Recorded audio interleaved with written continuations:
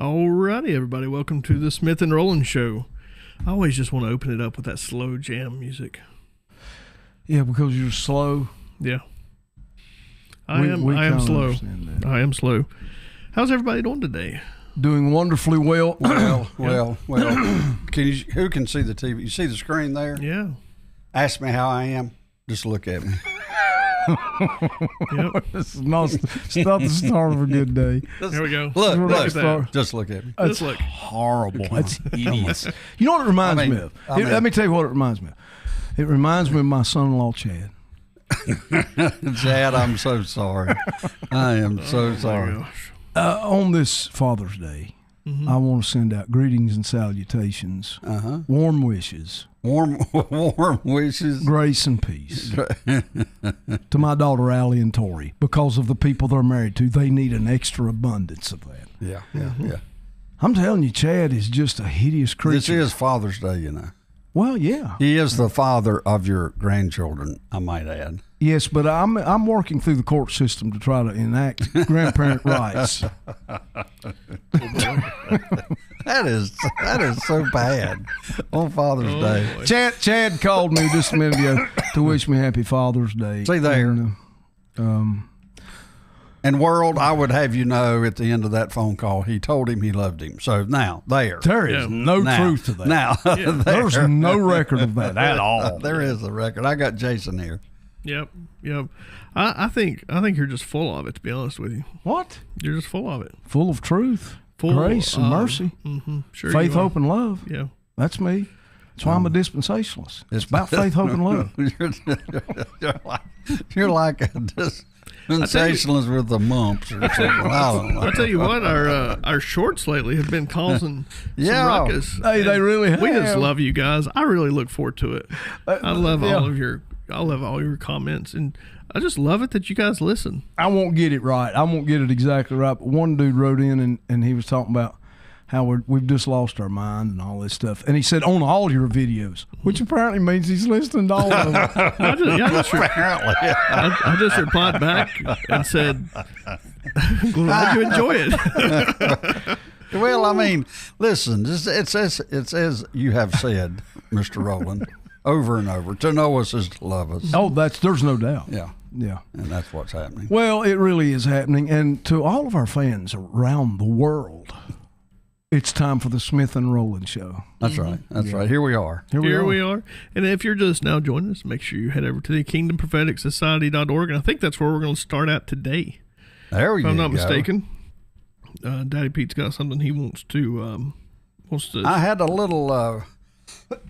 We're going to try to show a little bit of a video today, Jason. I forget the title of it, but it's Tucker, isn't it? Isn't it Tucker Carlson? Tucker Carlson and Doug Wilson. Doug Wilson. Mm-hmm. And it was very enlightening, actually. And when you play, are you going to play it now? I think that's what we're thinking in it, Jason. Well, I was going to read my little thing, and then we'd get into it. Right, yeah, because at the introduction of that video, after Tucker's introduction, put a stop in there because I want us to comment on his introduction.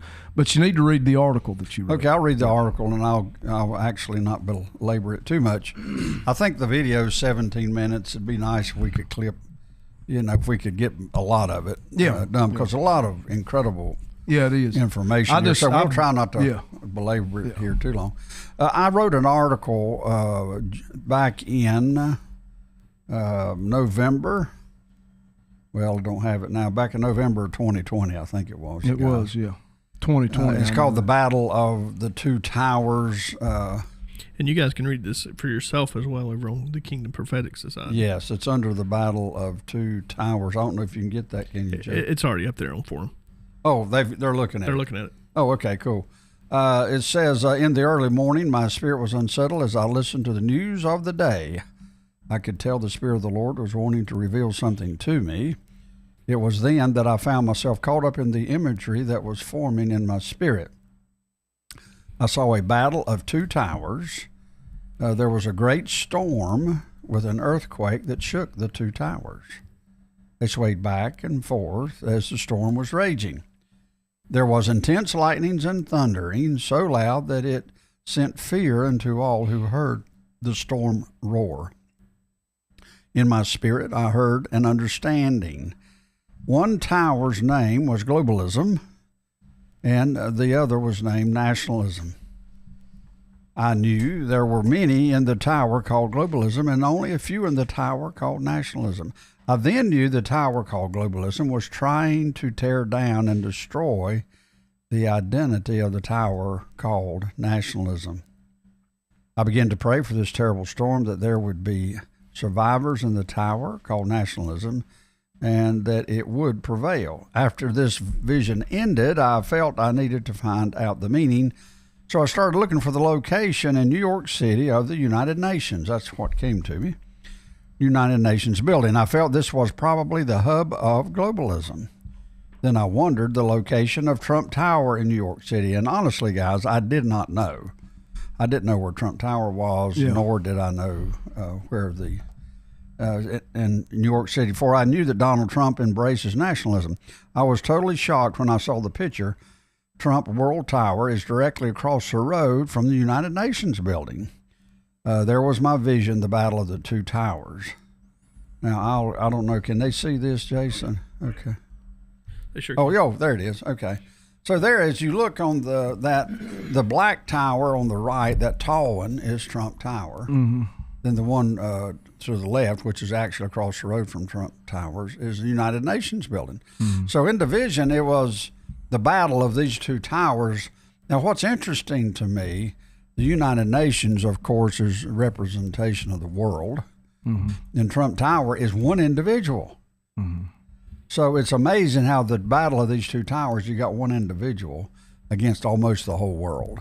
Mm-hmm. And that's what's happening with Trump. That's what's happening. And it looks, of course, he stands, I think, for nationalism. And we have been discussing, Jeff, this past week, this battle of nationalism versus globalism, and how that globalism is trying to demonize this terminology or this nationalism as a label or whatever, and then they're adding the word to it, Christian nationalist, to make that is a way to fight Christianity. And I'll be honest with you, that's a pretty crafty way to do it. It's pretty cunning. It's pretty cunning. Something that I've read articles this week and over the weekend that they're adding another name to Christian nationalism. Oh, really? Now they're calling it white Christian nationalism.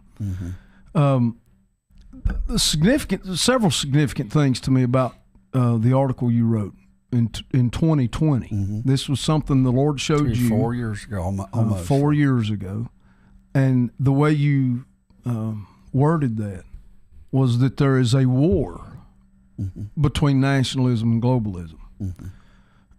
And you were seeing it in your spirit that it was Trump Tower versus the United Nations. Well, all I saw was two towers. Two towers. I did not know what they were at the time. It was just in the vision was just these two tall towers, and it's like they were in war. They were warring each other. Yeah. So when I started looking it up, is when I then saw this picture. And I didn't know Trump Tower was across the street from United Nations. Yeah, I didn't either. I wasn't familiar with it. Yeah. We've been talking this week about nationalism and things that's related to that. The perversion of the definitions, the lack of definition. Right. You can't get people to even agree on what that word means and its definition. So you've got some that attribute nationalism to something like Adolf Hitler. And then you've got a Donald Trump that says, let's make America great again. And so from that MAGA movement, that word MAGA has been used now to mean a slanderous nickname given to those that don't agree with the philosophical viewpoints of the left. Right. And however, what Trump is saying is let's make America strong. Let's make America great. Whether you agree that his policies are doing that or not, or would do that or not, that's one thing. But is the intent of his heart to make America great? Is that what he? Well, we have 4 years of a record of him being president, and during those 4 years, we were better off then than we are now. Oh, yeah, there's no doubt. And he did enact policies that made America stronger, that made America great. Yeah, but you got to realize we haven't had the mean tweets since then. So it's obviously better now because Twitter's more friendly now. That goes to what we talked about last week and the week before that. That's why people don't like him. That's why people don't like him. So there is a crusade now against anything that is MAGA related or that takes a viewpoint of we need to consider our own country. People are not considering our own country. Well, Tucker Carlson and Doug Wilson, when they did this podcast, I thought was really enlightening. And I haven't got to watch it yet. Oh, it's like great. Have you not? Okay. No, but I've been following Doug Wilson for years. Yeah. And if anybody could talk me into being a Calvinist, it would be him. Probably. I think I sent you the right one, Jason. I hope I did. I can take a look at it real quick and make sure. Would you want me to look at the actual video from Tucker Carlson? Yeah. Go ahead and put it up. That's not the one you sent me. Was that not the one I sent you? No, y'all talk for a second. I'll get it. Okay. I thought that, for some reason, I thought the cover on that one looked a little different. Yeah. That's the one I sent Jeff, though. I think that is the long one, is it not?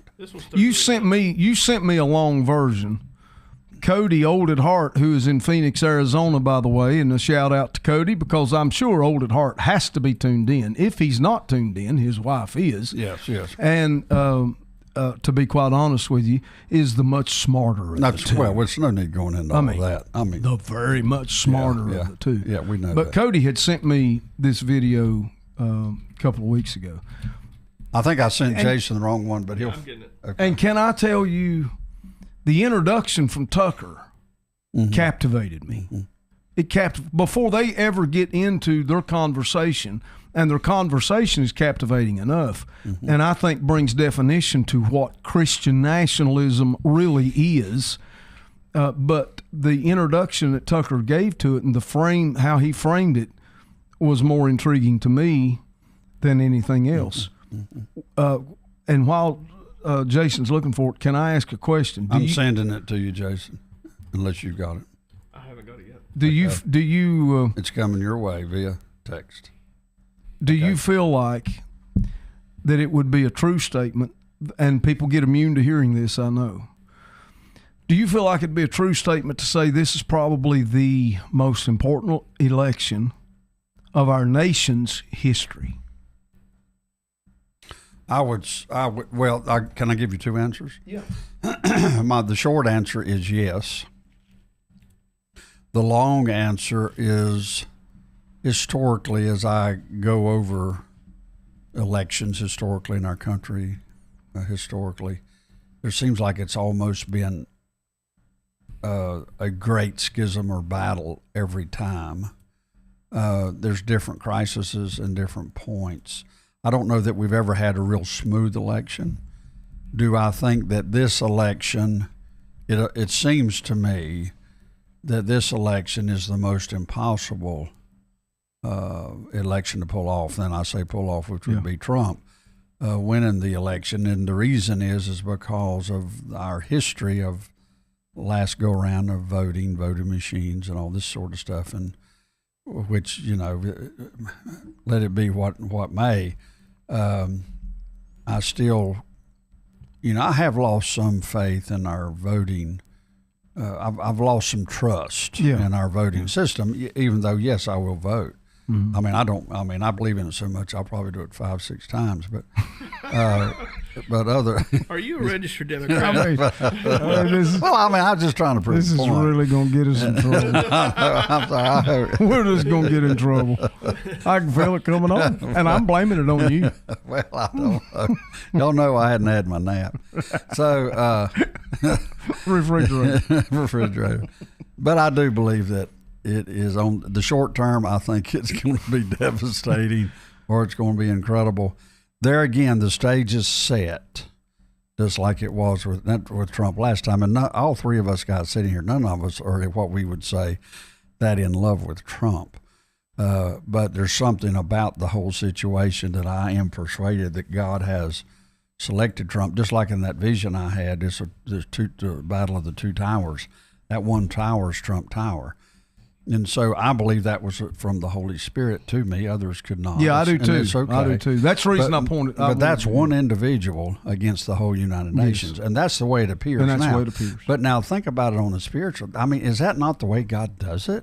Yeah. You got a David and a Goliath. You know what I'm saying? So, so that's just so this one is set up. One of the reasons I'm pro Trump is I'm so convinced that it's God's.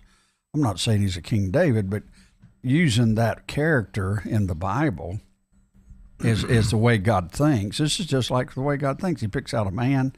It's flawed. There's no way. He's flawed. There's no, and it just so happens that when you get it down to the world and one person, then God says, okay, that's about even odds. Let's go for it. Yeah. And so this whole scenario is setting up the stage, like to me, that this is a God move. And if this is a God move, I think it's very possible that Trump will go in. Now, to me, as we've discussed before, I think we're looking at the next 12 years. If we got the next 12 years, you can change the whole course of this nation.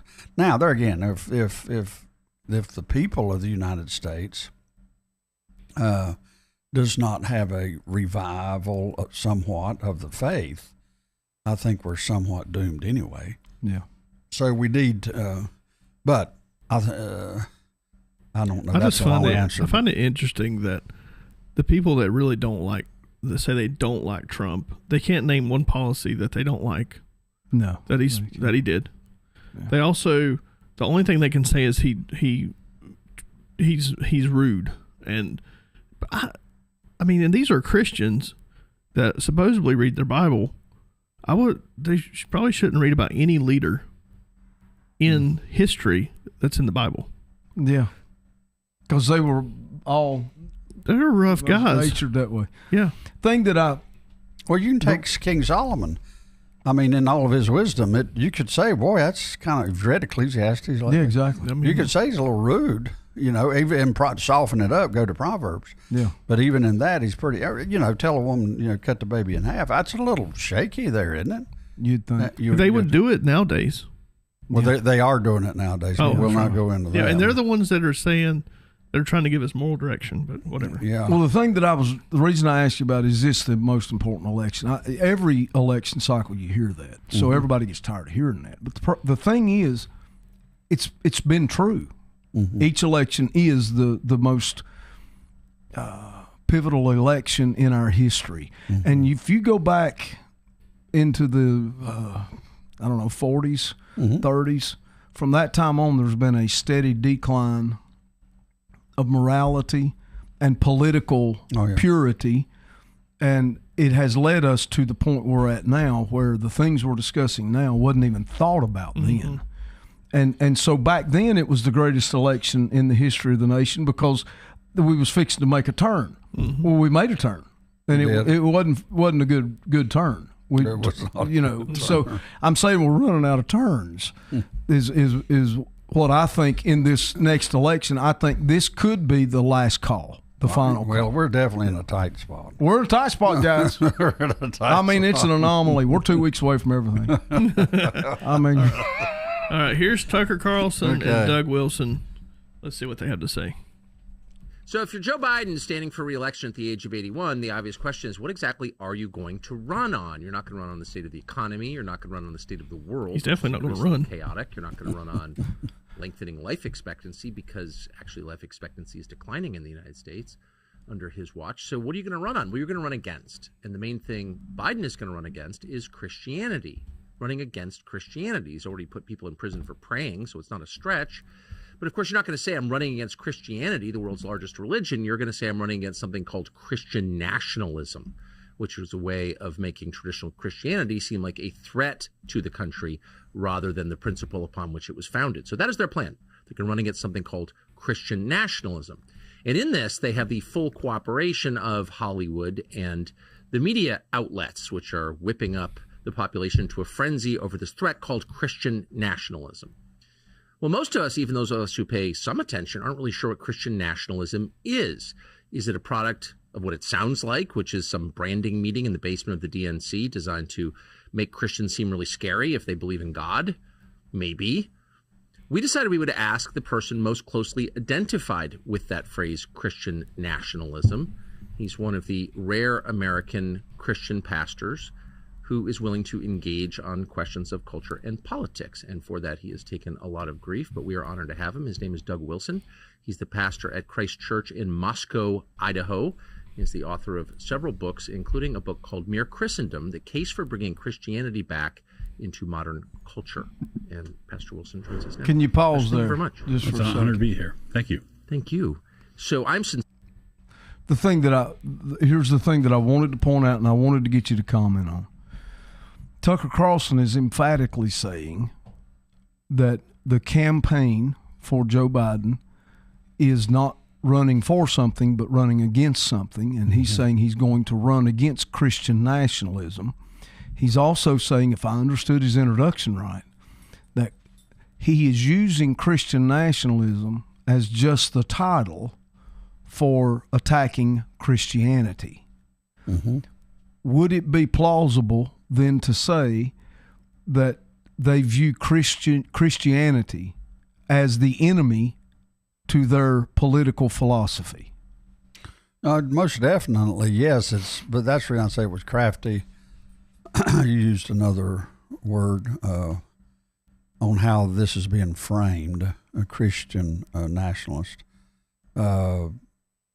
is Christianity that what's being attacked? Yeah, there's no doubt. To me, it's trying to be a little stealthy. It's trying to kind of, but surely to goodness, people aren't this blinded.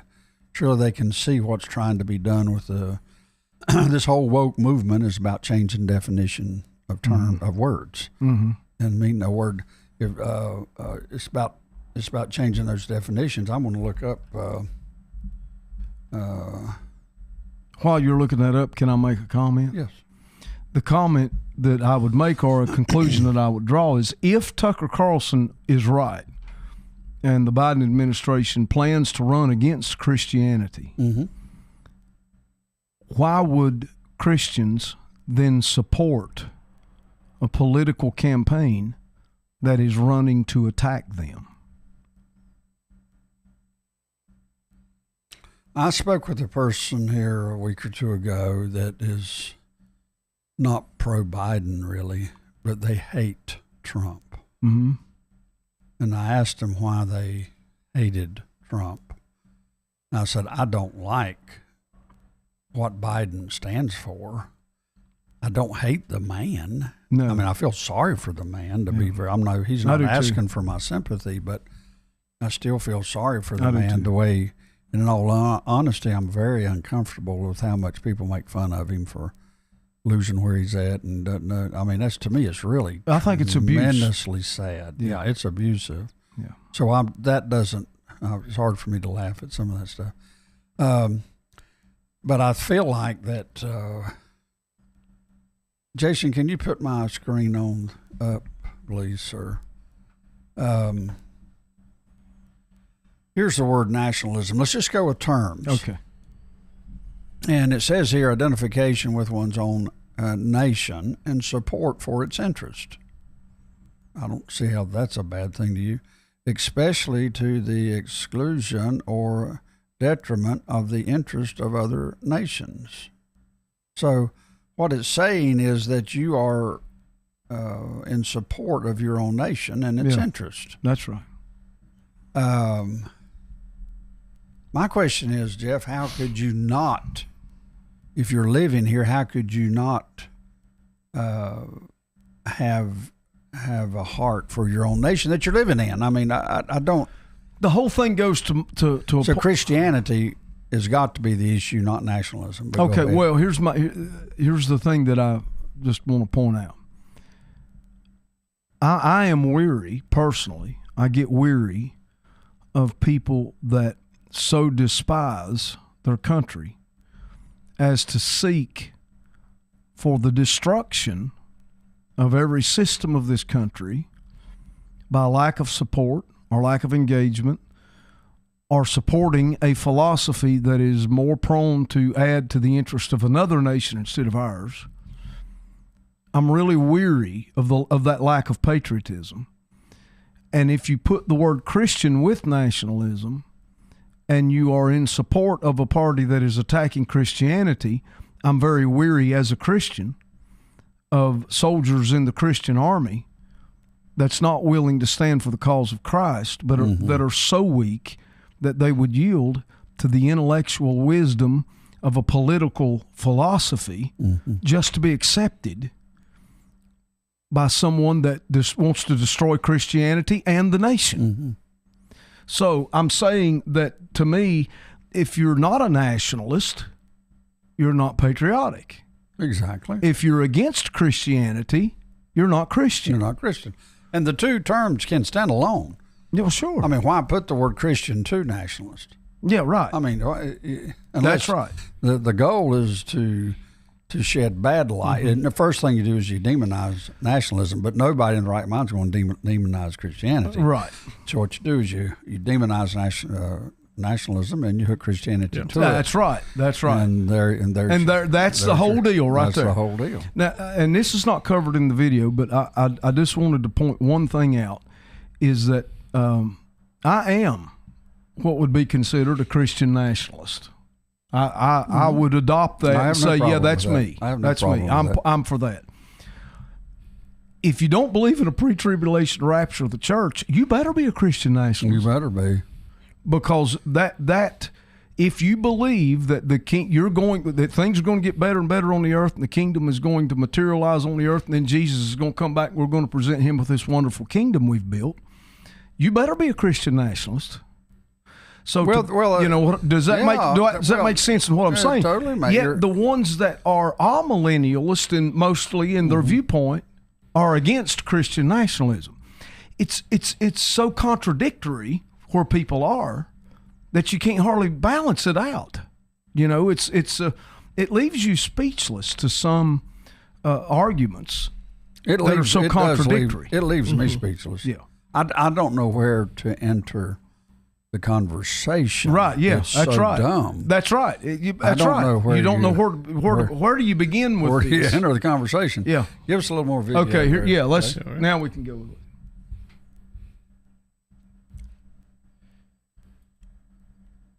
That was not opposed. I'm sincerely confused by the phrase Christian nationalism, which seems like an attack on Christianity to me. What is it, to the extent you understand it, and are you a Christian nationalist? So I'm willing to be a Christian nationalist because Okay. because I prefer that phrase to the phrase I usually get called. So What do you usually get called? white supremacist, White supremacist. slave advocate, Oh. racist, all the theo-fascist, Christo. So the left really does hate Christianity. Yes. And with the phrase Christian nationalism, even the part of it that's coming from the left, trying to wrap that around our necks, that's something I think I can explain. I can say, yes, but, and then explain inside of 2 minutes. But may I just ask before you, and thank you for doing that, and I will listen raptly because I really want to know. But just to clarify the terms, is that a phrase that you or people with your beliefs came up with, or was that a phrase that was leveled against you? Well, both. Canon Press, located in Moscow, Idaho, has a streaming service called Canon Plus. Canon Press published The Case for Christian Nationalism by Stephen Wolfe.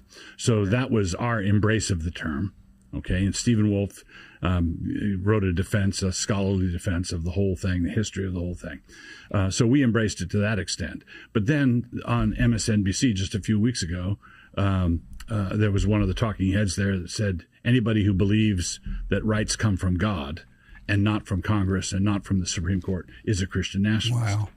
Right. So anybody who, making Thomas Jefferson Right. a Christian nationalist, endowed by their creator with certain inalienable rights. So anybody who believes that, according to the left, is a Christian nationalist. And there is a developed set of arguments in defense of that phrase that can be, I think, pointed out in short order. You can't. There's trying to defend other things they call you is like putting lipstick on a pig. It's not going to be any good. No. Right. But this is something that people can say, oh, I love my nation and I'm a Christian. Why can't these? Well, that's how I feel about it. But Right. I don't know what it is. So how would you define it?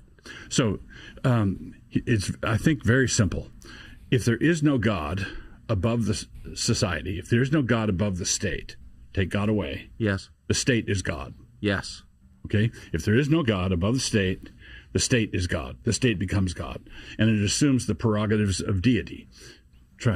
Cameras at every intersection, aping omniscience, Yes. Omnipresence, in big brothers watching you. Control of your mind. Control of your mind. They want to control absolutely everything. Every keystroke, they want to control everything because they're aspiring to deity.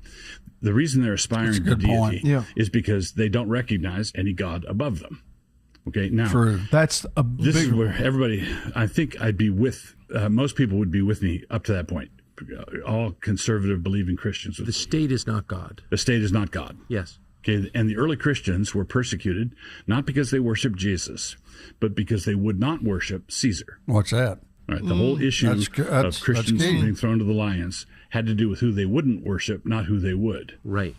Okay, the Romans were more than happy to add Jesus to the pantheon. Yes, exactly. Okay, but the claims of Christ are exclusive, and Christians would not recognize Caesar as Lord. Jesus is Lord, is the fundamental Christian confession.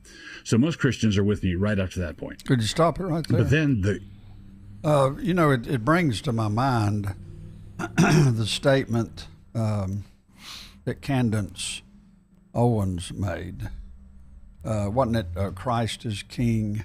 Was that what she said, Jason? Something like that, yeah. Christ is King, Jesus is Lord, or whatever. Well, that is comparable to what he just said. Yeah. And because it's a little, does it not seem a little odd to you? That's all the girl said, Christ is Lord, Jesus is King or something. Yeah. And all of a sudden, it's like you dropped a bomb out here. Yeah. And I was like, well, we've been saying that for a long time. And different people have been saying it. Candace is a Christian. She said it. I mean, that's normal Christian lingo, if you will. That's right. That's not something new. Yeah. And so when she said that, all of a sudden, it was like an bomb went off or something. But my point is to back up what he just said. Jason, could you back that up maybe 60 seconds and let him say that again in light of what Candace said? Yeah. I'm just saying that term has, it really will shake a mountain in today. There's something about Jesus is Lord or Christ is King, ever how she said it. Can you see what think of that as he says this again? In Big Brother is watching you. Control of your mind. Control of your mind. They want to control absolutely everything. Every keystroke, they want to control everything because they're aspiring to deity. The reason they're aspiring to deity is because they don't recognize any God above them. Okay, now, this is where everybody, I think I'd be with, most people would be with me up to that point. All conservative believing Christians. The state is not God. The state is not God. Yes. Okay, and the early Christians were persecuted not because they worshiped Jesus, but because they would not worship Caesar. There you go. The whole issue of Christians being thrown to the lions had to do with who they wouldn't worship, not who they would. Right. Okay, the Romans were more than happy to add Jesus to the pantheon. Yes, exactly. Okay, but the claims of Christ are exclusive, and Christians would not recognize Caesar as Lord. Jesus is Lord, is the fundamental Christian confession. So most Christians are with me right up to that point. But then the immediate comeback question from our antagonists would be, okay, if you want to have a God above the state, smart aleck, which God?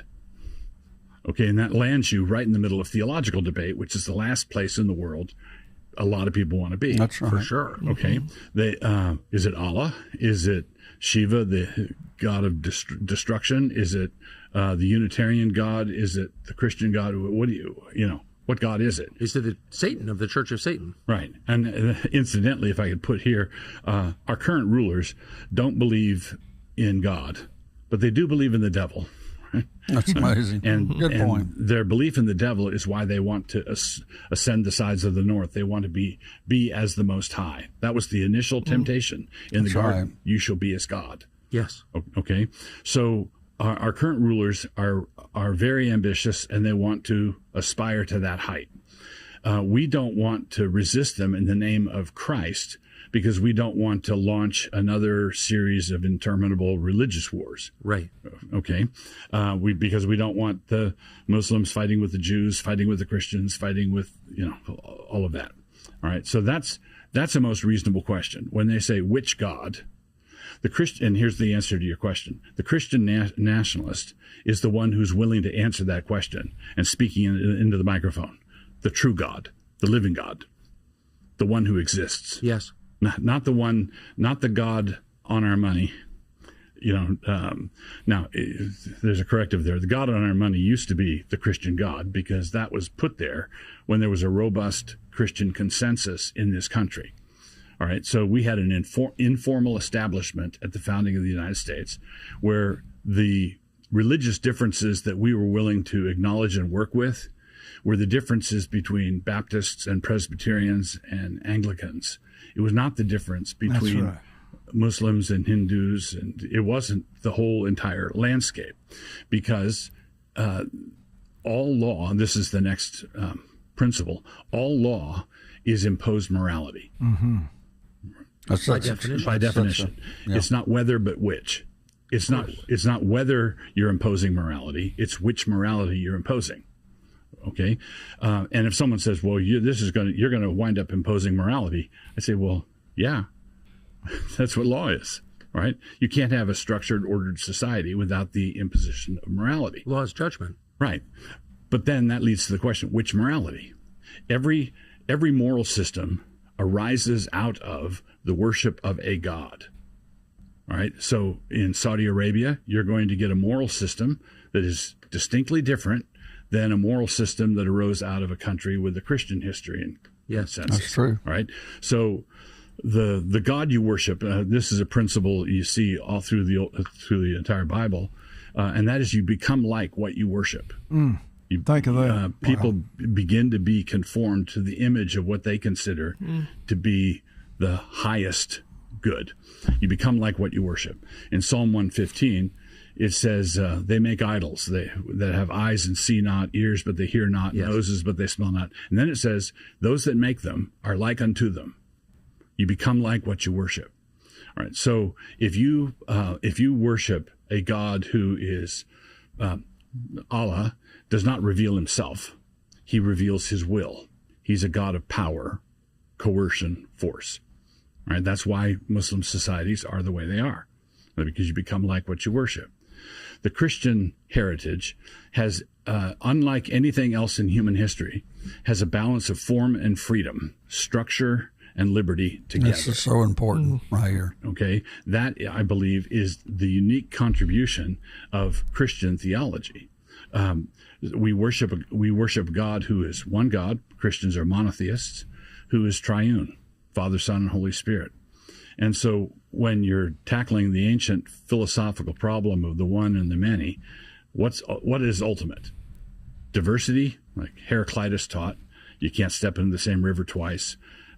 History is just 10 tons of confetti dumped into a tornado. That's chaos. That's Heraclitus. Then there's Parmenides. Everything's frozen. Everything's a big unit, right? Monism or chaos. World is king if you're Heraclitus. And Parmenides, everything's frozen and stuck. And they wrestled with this for centuries. And then the Christians came along in the history of ideas.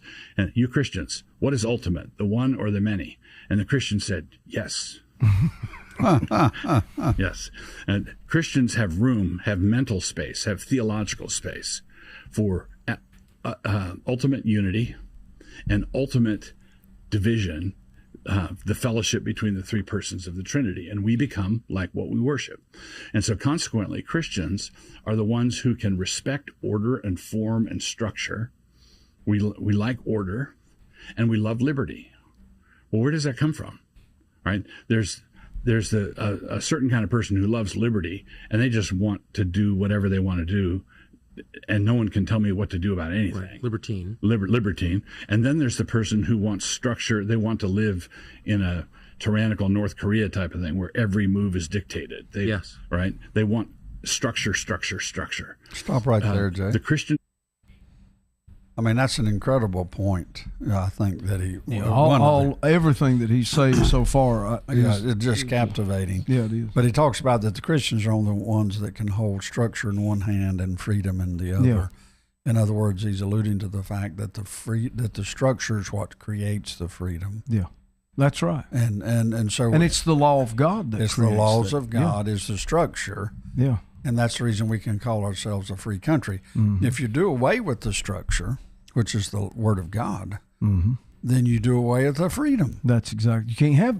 One can't work without. No, it's not that complicated. That's right. Because this freedom we enjoy comes because of the structure of the Word of God. One thing that he pointed out in that was at this nation's beginning, what we had was Baptist, Presbyterian, right. Anglican.